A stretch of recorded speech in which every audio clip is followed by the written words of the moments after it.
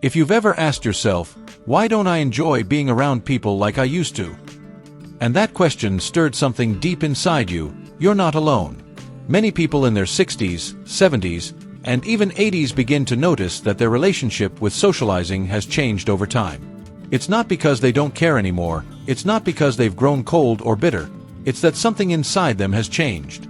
And more often than not, that change comes from wisdom, not weakness.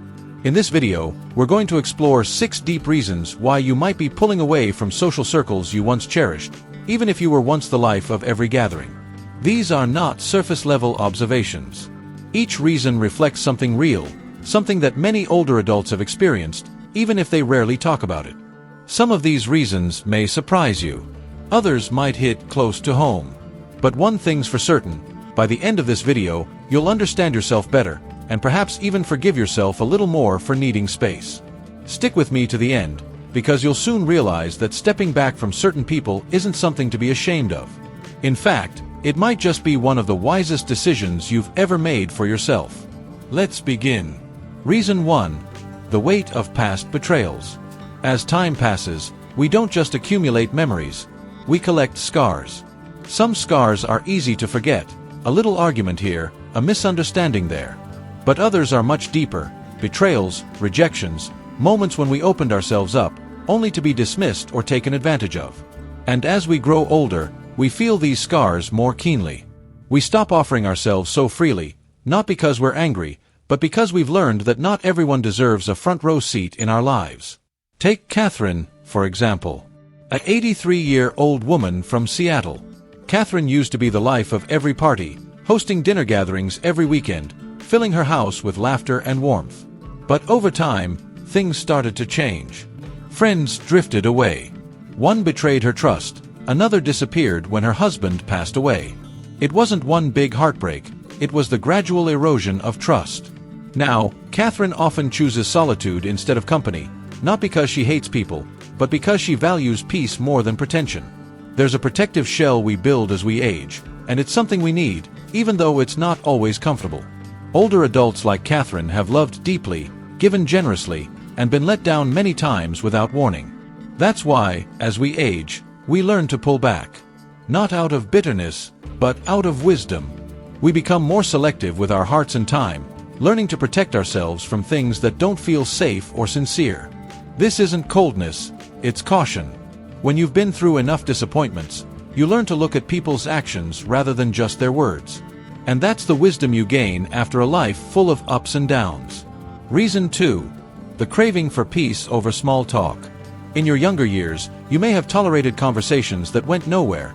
Small talk, gossip, pleasantries just to fill the air. But as you grow older, something changes.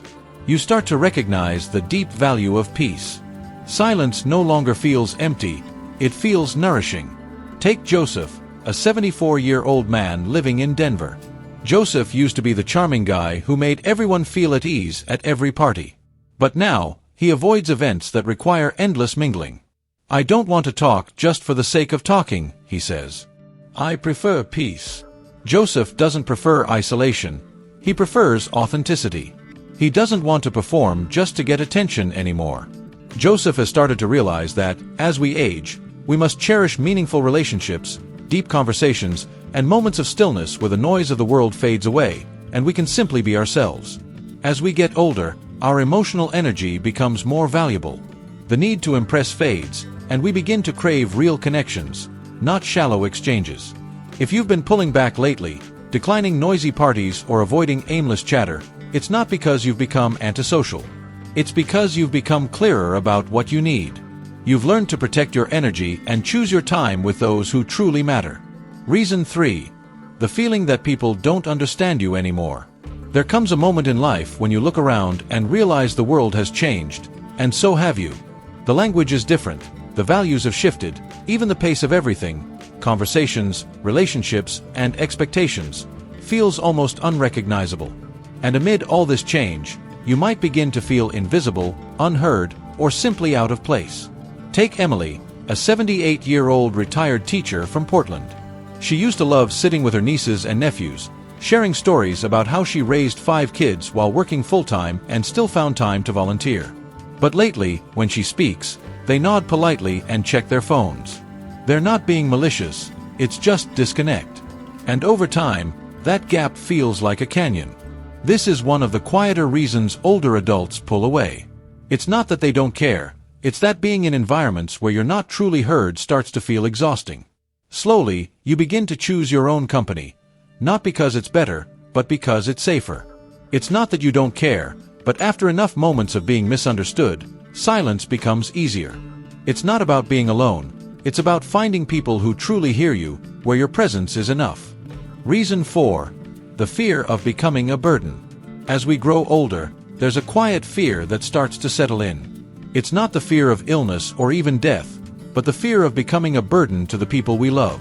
It's a fear that's hard to name, but impossible to ignore. You don't want to disrupt anyone's busy day. You don't want to ask for help, even when you need it. So you stay silent, you stay home, you keep your distance. It's not about pride, it's about love. It's about dignity. You don't want your presence to feel like a burden. You start turning down invitations, not because you don't want to go, but because you don't want someone to feel obligated to take care of you. Take Lawrence, a 79-year-old man from Chicago. He used to love spending weekends with his daughter's family. But as his health began to decline, he found himself declining their invitations more often. "I don't want them rearranging their lives for me," he says. "They have enough going on with the kids and their jobs." Even though his family never made him feel unwelcome, the fear of becoming a burden kept him distant. This paradox is common among older adults. The more you need others, the less you want to ask for help. But here's the truth. The people who love you want to show up for you. They may not always say it right. They may not always do it perfectly. But your worth isn't measured by your independence. It's measured by your presence. Reason 5. The quiet ending of old connections. Not all relationships end with arguments or dramatic goodbyes. Some just fade. Life pulls people in different directions, and one day, you wake up and realize that the people who once filled your calendar are no longer part of your daily life. Consider Ruth, a 73-year-old woman from New York. She used to take weekly walks with her best friend from high school. But over time, those walks became monthly, then yearly, and eventually stopped altogether. There was no fight, no falling out, just a quiet realization that they had grown apart. Ruth says, "We still care about each other, but I think we've said all we needed to say." This isn't failure. It's growth. As we get older, we become more selective about who we spend time with.